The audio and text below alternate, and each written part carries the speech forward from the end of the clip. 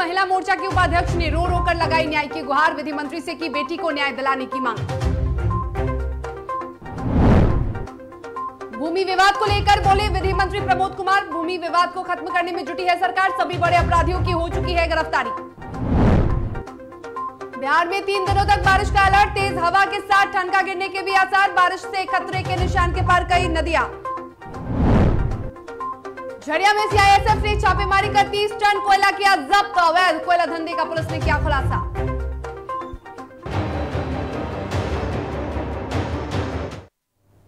नमस्कार, आप देख रहे हैं डीटीवी भारत। आपके साथ मैं हूं शर्मिला चौहान। खबरों की शुरुआत करेंगे और सबसे पहले बात करेंगे बीजेपी महिला मोर्चा की प्रदेश उपाध्यक्ष की, जो कि सहयोग कार्यक्रम में रोते रोते पहुंची। जी हां, सहयोग कार्यक्रम में फूट फूट कर रोई बीजेपी की नेत्री। बता दें, विधि मंत्री प्रमोद कुमार से न्याय की मांग की है विनीता मिश्रा ने। आपको यह भी बता दें कि बेटी की मौत के आरोपी ससुराल वालों को सजा दिलाने की मांग कर रही हैं विनीता मिश्रा, जो कि महिला मोर्चा की उपाध्यक्ष है। दहेज प्रताड़ना के कारण बेटी ने खुदकुशी की थी। आपको बता दें कि इस वजह से 4 साल से वो न्याय के लिए भटक रही हैं। उन्होंने कहा कि बीजेपी में हूं लेकिन न्याय के लिए दर दर भटकना पड़ रहा है।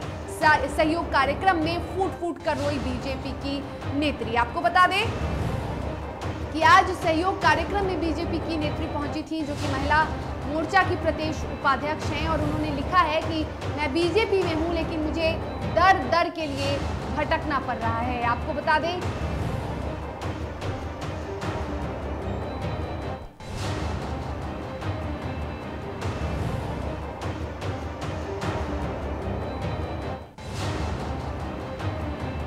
कि बीजेपी महिला मोर्चा की प्रदेश उपाध्यक्ष विनीता मिश्रा सहयोग कार्यक्रम में पहुंची, जहां विधि मंत्री प्रमोद कुमार के सामने रो रो कर विनीता मिश्रा ने न्याय की मांग की। उन्होंने बेटी की मौत के आरोपी ससुराल वालों को सजा दिलाने की मांग की। बता दें कि 4 साल पहले महिला मोर्चा उपाध्यक्ष की बेटी ने दहेज प्रताड़ना के कारण खुदकुशी की, जिसको लेकर उपाध्यक्ष विनीता मिश्रा ने न्याय की मांग की। और इस पर अधिक जानकारी के लिए हमारे संवाददाता निषेध हमारे साथ फोन लाइन पे जुड़े हुए हैं। निषेध, आज बीजेपी की नेता रो रो कर सहयोग कार्यक्रम पहुंची। 4 साल हो गए लेकिन अब तक बेटी के आरोपियों की गिरफ्तारी ना हो सकी। आप बिल्कुल देखिए, अब जो एनडीए पार्टी के नेता हैं उन्हीं के सामने समस्याएं उत्पन्न हो रही हैं, और वो अब फरियाद लेके मंत्री के पास पहुंची थी आज।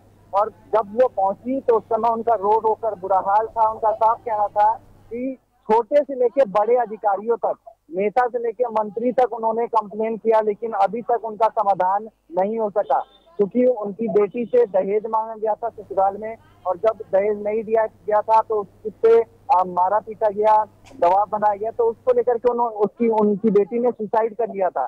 जिसके बाद से 3-4 साल बीत चुके हैं और अब तक केस कोर्ट में केस चल रहा है, लेकिन अब तक उसका फैसला नहीं हो सका, कुछ न्याय नहीं मिल सका है। उसको लेकर के ही विनीता मिश्रा, जो कि बीजेपी महिला मोर्चा की प्रदेश उपाध्यक्ष है, वो पहुंची थी बीजेपी दफ्तर में।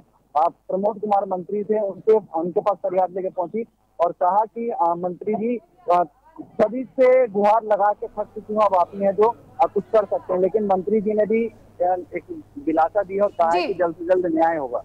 बिल्कुल निषेध, 4 साल हो चुके हैं और 4 साल से अब तक जो बीजेपी के नेता हैं वो कह रही हैं कि मैं दर दर के लिए भटक रही हूं, न्याय के लिए मुझे भटकना पड़ रहा है। और उन्होंने ये भी कहा है कि उनके जो बेटी की जो मौत के जिम्मेदार हैं उनके ससुराल वाले, उसे अब तक न्याय नहीं मिल पाया। तो ये एक बड़ा सवाल, कहीं ना कहीं एक बड़ा बयान दे गई बीजेपी की नेत्री। अब बिल्कुल देखिए, बड़ा बयान, बड़ा सवाल भी खड़ा होता है, क्योंकि मंत्री जी से जब हमने सवाल पूछा तो उनका कहना था कि कोरोना के वजह से थोड़ी स्थितियां ठीक नहीं है, इस वजह से थोड़ा देर हुआ है, लेकिन न्याय मिल जाएगा। उन्होंने आश्वासन दिया है, लेकिन सवाल ये खड़ा होता है कि 3-4 साल बीत चुके हैं लेकिन अब तक न्याय नहीं मिला है। आखिर क्यों?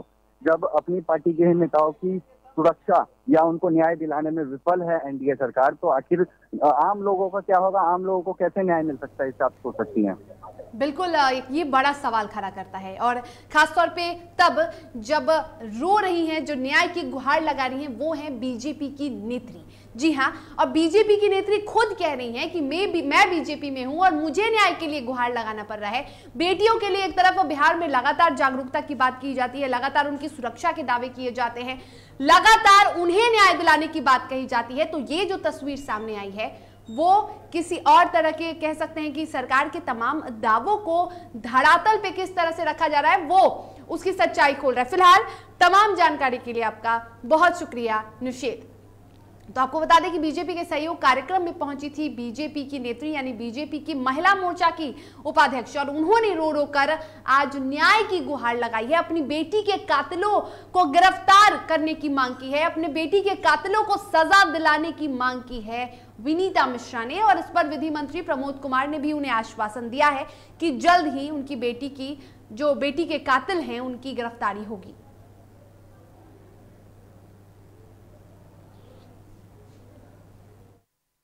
अगस्त को मेरी बेटी ने सुसाइड किया था, शादी के 2 साल बाद। उसका लव मैरिज था। बाद में हमने पता किया, उसका मेल हमारे पास है, सारा सबूत हमारे पास है। उसने दहेज के कारण, प्रताड़ना के कारण उसने आत्महत्या की थी। गांधी मैदान थाना में हमने केस किया और लगातार 4 साल तक दौड़ते दौड़ते, उस बीच में उन लोगों ने हम लोग पे केस करके हमारे लिए, मतलब हम लोग अभी जमानत पे हैं और उन लोग पे कोई कार्रवाई नहीं हुई। अग्रिम जमानत लेके वो लोग आराम से घूमते रहे। 4 साल दौड़ने के बाद चार्जशीट दाखिल हुआ कोर्ट में। ये मामला कोर्ट में लंबित है और अभी तक दोषियों पे कोई कार्रवाई नहीं हुई है। और बीजेपी के सहयोग कार्यक्रम में बिहार के गन्ना उद्योग मंत्री प्रमोद कुमार ने भूमि विवाद में हो रहे हत्या को लेकर कहा कि भूमि विवाद को खत्म करने के लिए सरकार भूमि का सर्वे करवा रही है ताकि आपराधिक घटनाएं कम हो सके। वहीं मंत्री ने कहा कि अब प्रदेश में अपराधियों की गिरफ्तारी हो रही है, जो पहले नहीं होती थी। आपराधिक घटनाओं का अब भंडाफोड़ हो रहा है, जो पहले नहीं होता था। भूमि विवाद में जो ये जान जा रही है, इसीलिए तो भूमि का संरक्षण, संवर्धन कर उसे सर्वे करना है, उसका स्वामित्व प्रमाण पत्र देना है कि भूमि विवाद समाप्त हो जाए। और जो अपराध और अपराधी की जो घटनाएं हैं, जो हमारे माननीय मुख्यमंत्री जी का कहना है कि इसमें से आधा से ज्यादा प्लस 50+ घटनाएं भूमि से आधारित, तो इसी को संरक्षित, संवर्धित करने के लिए हम लोग भूमि का सर्वे करवा रहे हैं, भूमि का स्वामित्व प्रमाण पत्र दिलवा रहे हैं। तो इस दिशा में सरकार प्रयासरत है और काम कर रही है। कि आपराधिक घटना हुआ है, इसके विरुद्ध तो जो विधि संगत है वह सरकार कार्रवाई करेगी ही। जो भी अपराधी हो, चाहे जिस स्तर के अपराधी हो, उनके विरुद्ध तो सरकार कठोर से कठोर कार्रवाई करेगी। एक बात समझ लीजिए, अपराधी चाहे जितना बड़ा अपराधी हो, पहले अपराधी जो है पकड़ा नहीं जाता था, अपराधी के विरुद्ध कार्रवाई नहीं होता था। आज अपने माननीय मुख्यमंत्री आदरणीय नीतीश कुमार जी और माननीय उप मुख्यमंत्री तारकेश्वर प्रसाद जी के जो एनडीए सरकार है, चाहे जितने बड़े अपराधी हो, करोड़ों करोड़ लूट के घटना का भी रिकवरी हो रहा है और करोड़ों करोड़ों हत्या का, लाखों कितने हत्या के जो मामले हैं, उसके में भी जमीन के अंदर से खोद के निकाला जा रहा है, चाहे जितने बड़े अपराधी। और मुंगेर में भवन निर्माण मंत्री अशोक चौधरी तारापुर विधानसभा में होने वाले उपचुनाव को लेकर समीक्षा करने 2 दिवसीय दौरे पर पहुंचे थे। वहीं महापुर के पास लंबे काफिले के कारण जाम लग गया, जिसमें भागलपुर से जमुई लौट रहे एक एम्बुलेंस मरीज के साथ आधे घंटे तक जाम में फंसा रहा। वहीं इस संबंध में एम्बुलेंस के इमरजेंसी टेक्नीशियन वीरेंद्र कुमार शाह ने बताया कि जमुई से भागलपुर मरीज को रेफर किया गया था, जिसको लेकर जमुई लौट रहे थे। तभी रास्ते में इस जाम में आधे घंटे तक फंसे रहे, लेकिन किसी ने जाम हटाने की कोई कोशिश नहीं की। आधा घंटा हो गया। आधा घंटा? क्या चीज से आप जा रहे हैं? एम्बुलेंस को देख रहे हैं। क्या है एम्बुलेंस में? हम पेशेंट है। किस कारण जाम है? क्या पता क्या चीज जाके आगे जाम है, लेकिन नेता की गाड़ी जा रहा है, यही देख रहे हैं। ये पेशेंट को कहाँ जाना था? जमुई। कहाँ से रेफर हुआ था? रेफर हुआ था जमुई से भागलपुर के लिए, फिर वहाँ से लेके जाना हमको जमुई। क्या हुआ था पेशेंट को? पेशेंट को जन्म जन्मजात बीमारी है। अच्छा, विकलांग है। अच्छा, स्थिति कैसी, गंभीर हालत है पेशेंट? हाँ गंभीर है, जबकि इसका प्लास्टर हुआ तो गंभीर है ना। हाँ, घंटों से सायरन बज रहा, क्लियर आपको जगह नहीं मिल पा रहा? जगह तो नहीं मिल रहा। और बिहार में अगले 3 से 4 दिनों तक भारी से मध्यम बारिश के आसार जताए जा रहे हैं और इसी वजह से प्रदेश में तेज हवा बहने और ठनका गिरने के भी आसार हैं। बुधवार को पटना सहित पूरे प्रदेश में तेज बारिश दर्ज की गई है। बारिश की वजह से तापमान में भी कमी दर्ज की गई है। हालांकि बंगाल की खाड़ी में बने कम दबाव से प्रदेश में नमी की मात्रा में इजाफा हो गया है। वहीं बारिश की वजह से राज्य के कई हिस्सों में गंगा और कोसी सहित 7 नदियों का जलस्तर लाल निशान के पार दर्ज किया गया है।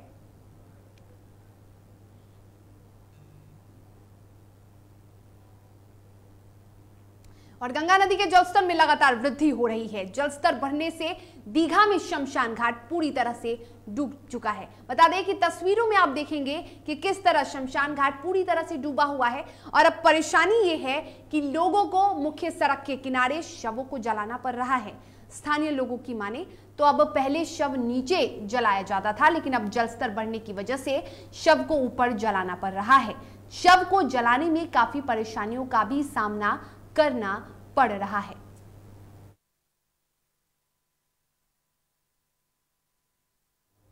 पटना सिटी के जला क्षेत्र में अब पुनपुन नदी का पानी भी घुसना शुरू हो चुका है और लोगों की परेशानियां इससे बढ़ चुकी हैं। नदी के किनारे रह रहे मकानों के लोग डरे सहमे हुए हैं। आने जाने का रास्ता भी बंद हो चुका है क्योंकि वहां भी पानी घुस चुका है। वहीं दीदारगंज थाना क्षेत्र के कई पंचायतों में पुनपुन नदी का पानी घुस चुका है। लोगों की शिकायत है कि क्षेत्र के विधायक रामानंद यादव ने अब तक कोई सुध लेने की कोई कोशिश नहीं की।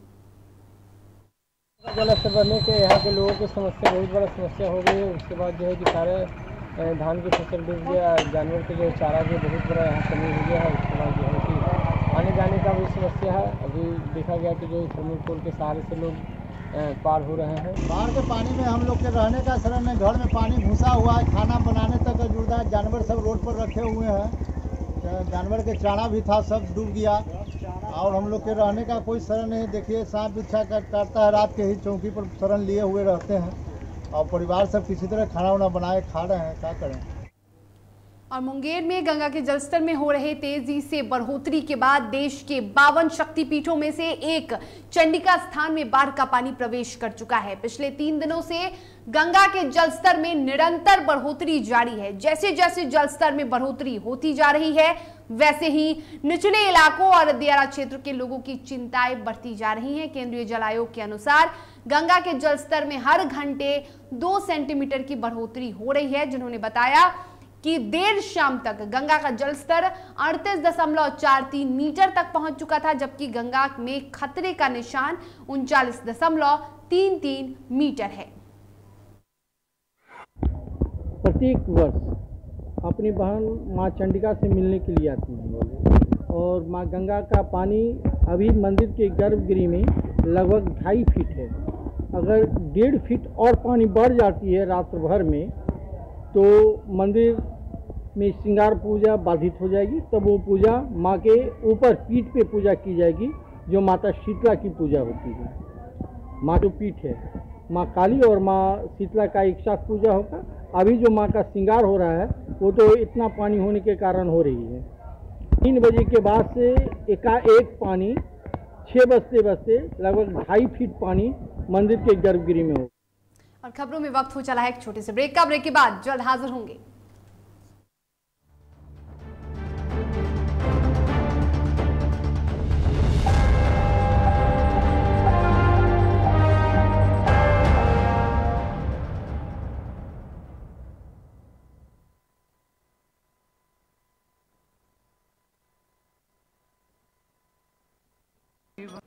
अश्लीलता से दूर, भक्ति से भरपूर, कान फोड़ू नहीं मधुर वाणी, जिंदगी का सार राम की कहानी।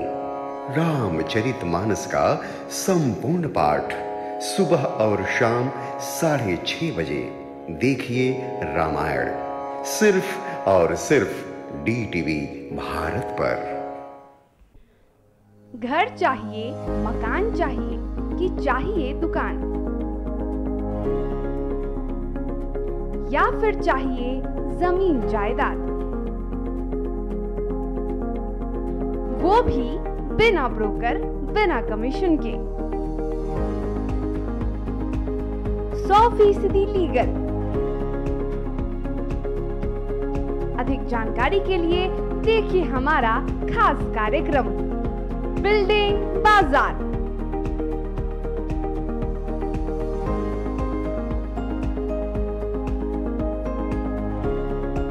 Finance expert engineer Madan Gupta के साथ सिर्फ DTV भारत पर, शनिवार और रविवार रात 8:30 बजे।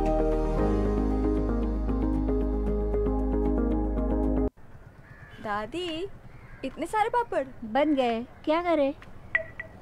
कच्चा पापड़, पक्का पापड़, एक्स्ट्रा पापड़, इंस्टा पापड़, टक्कर दादी के छत का पापड़ विद ऑनलाइन प्रेजेंस बन गया धाकड़। फोन पे करके ऑर्डर ही ऑर्डर, सब वाह हो गए इसको खाकर। कच्चा पापड़, पक्का पापड़, चंडीगढ़ टू चेन्नई बढ़िया सापड़। कच्चा पापड़, पक्का पापड़, एक्स्ट्रा पापड़, इंस्टा पापड़। बिजनेस बढ़ाओ इंडिया के फास्टेस्ट 4G के साथ, स्पीड से बढ़ो विद वी गिगानेट।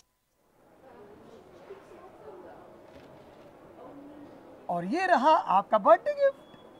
पापा, बेटा ये कैसा है?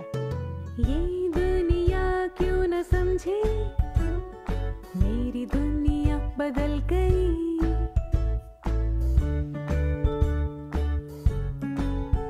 और ये देखो पीहू,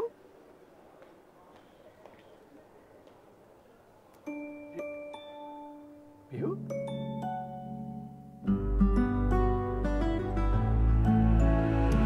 गुड़ियों से खेलने वाली तेरी गुड़िया बड़ी हुई। बच्चे कब बड़े हो जाते हैं पता ही नहीं चलता।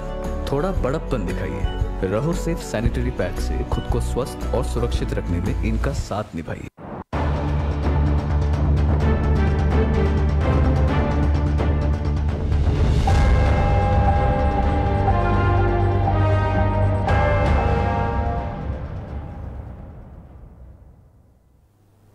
ब्रेक के बाद एक बार फिर से आप सभी का स्वागत है। खबरों में आगे बढ़ेंगे और बात करेंगे जहानाबाद की, जहां घोसी थाना के पुलिस कस्टडी में एक युवक ने खुदकुशी कर ली। बता दें कि चोरी के शक के आधार पर युवक की गिरफ्तारी हुई थी, जिसके बाद हवालात के बाथरूम में युवक ने खुदकुशी की। बता दें कि पूछताछ के दौरान युवक की पिटाई हुई थी, जिसकी मौत के बाद घटनास्थल पर आक्रोशित लोगों ने पुलिस पर पथराव किया, जिसके बाद पुलिस को फायरिंग भी करनी पड़ी। बता दें कि खबर जहानाबाद के घोसी थाना क्षेत्र की है, जहां पर पुलिस कस्टडी में एक युवक ने अपनी जान दे दी।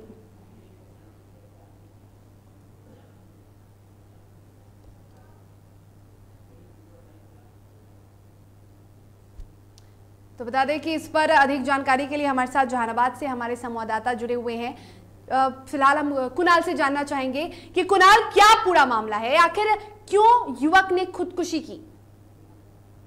जी शर्मिला, ये मामला घोसी थाना के लखावर गांव की है, जहां से कल पुलिस ने एक व्यक्ति को गिरफ्तार किया था बाइक चोरी के मामले में।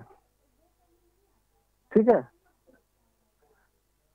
हेलो, क्या मेरी आवाज मिल पा रही है शर्मिला? जी कुणाल, आपकी आवाज आ रही है।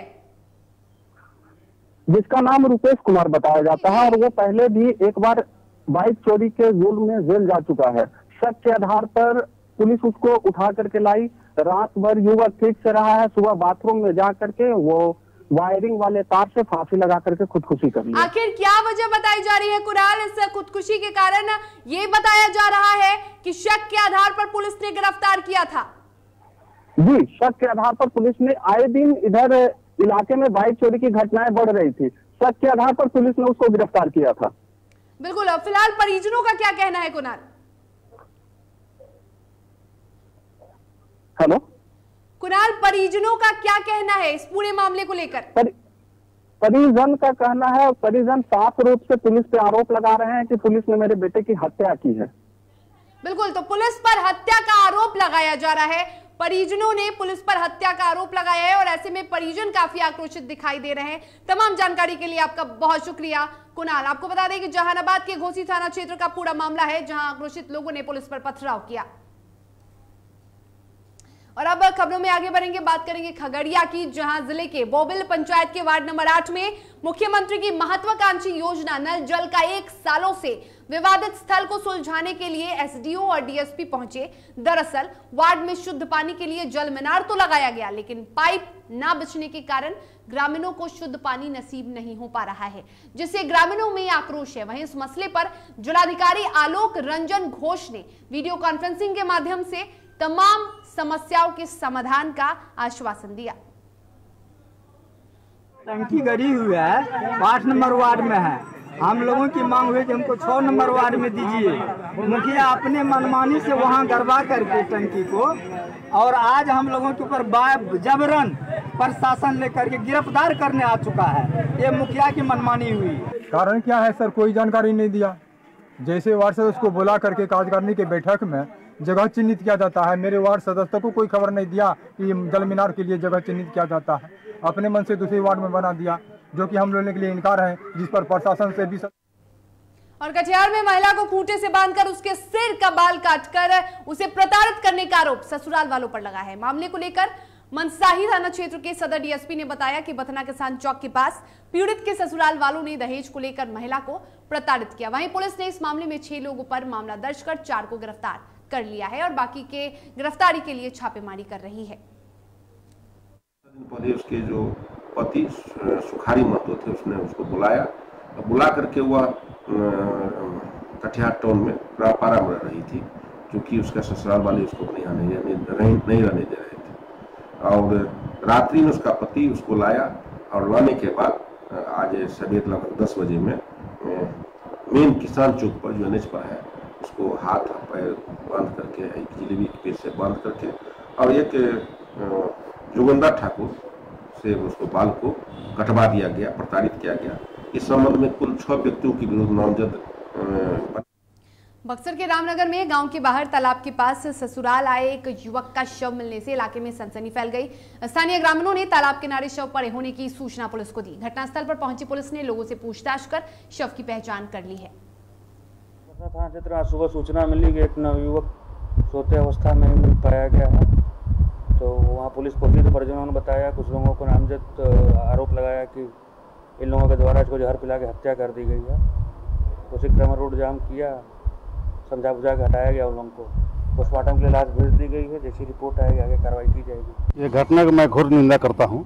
इस तरह का घटना नहीं होनी चाहिए, लेकिन परिजनों के द्वारा FIR भी किया जा रहा है। पुलिस अपना जांच करके उचित कार्रवाई करेगी। मैं पुलिस प्रशासन से भी यही मांग करता हूँ कि इस तरह का आइंदा घटना नहीं हो।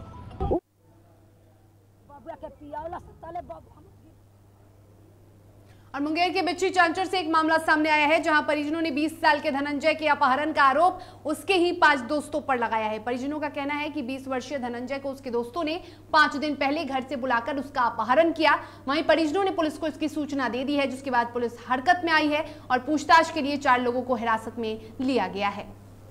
फोन करके मोटरसाइकिल लेकर के वो हमारे घर पर आया और सोया हुआ तो उठा के बोला चलो तुरंत चले आएंगे 10 मिनट में, और उसको बैठा के ले गया। और वो बैठा के ले जाने के बाद जो है कि वो ले गया और वो दोनों आपस आ गया। वो उसके बाद आपस नहीं आया है और हम लोग जो है दुविधा में रह गए। आपस आया तो उनको पूछताछ किया गया, पूछे तो बोला हम नहीं जानते हैं, उतर गया तिलकारी में।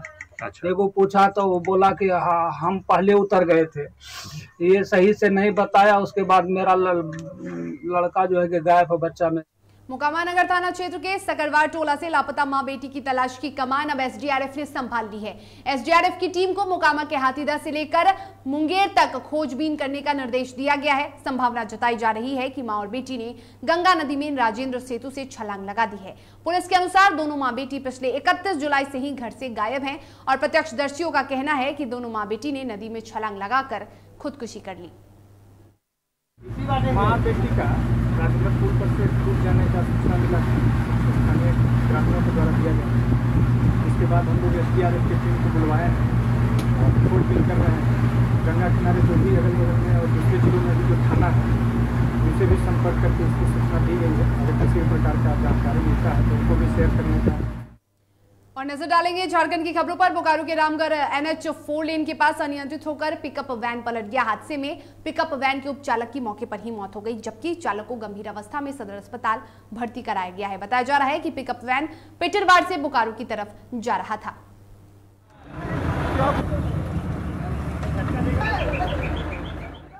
और माफ कीजिएगा, झड़िया थाना क्षेत्र में एक बार फिर से कोयले का काला कारोबार विभिन्न क्षेत्रों में चल रहा है। डंके की चोट पर कोयला का अवैध धंधा ट्रकों में लौटकर कोयला अवैध भट्टों में जा रहा है। BCCL के बस्ता कोला झड़िया में ट्रक से कोयला पार करने की सूचना CISF को मिली, जिसके बाद CISF ने मौके पर पहुंचकर छापेमारी की और लगभग 30 टन लोड अवैध कोयले को जब्त किया।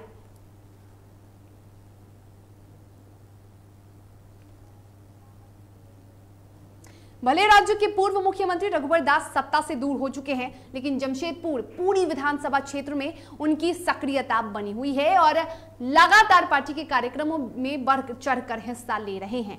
भारतीय जनता युवा मोर्चा द्वारा टोक्यो ओलंपिक के प्रतिभागियों के सम्मान में चीयर फॉर इंडिया कार्यक्रम का आयोजन किया गया, जिसमें हस्ताक्षर अभियान और साइकिलिंग के माध्यम से टोक्यो ओलंपिक के पदक विजेताओं और प्रतिभागियों का मनोबल बढ़ाया गया, जिसमें राज्य के पूर्व मुख्यमंत्री रघुवर दास ने भी हिस्सा लिया।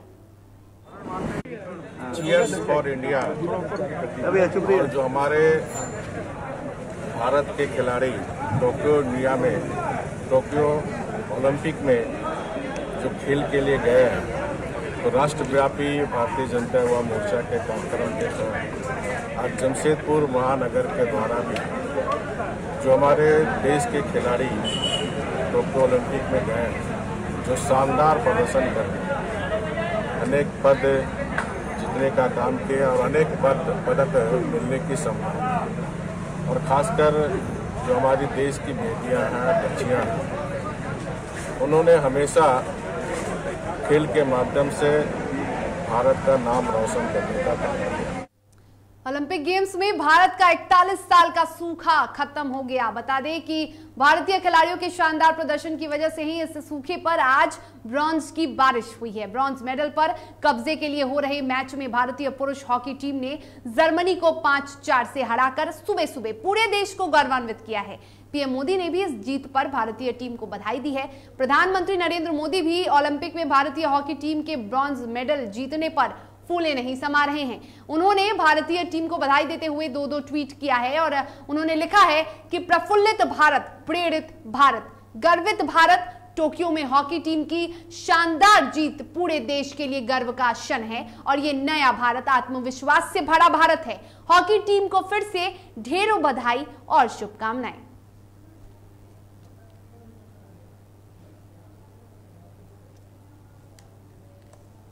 और इसी के साथ खबरों के सफर में फिलहाल मुझे दीजिए इजाजत। बुलेटिन में फिलहाल इतना ही। तब तक के लिए आप स्वस्थ रहिए, सुरक्षित रहिए और देखते रहिए DTV भारत। नमस्कार।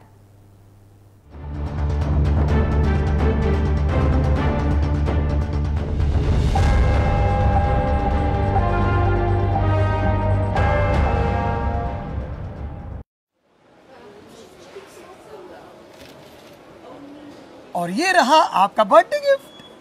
पापा, बेटा ये कैसा है? ये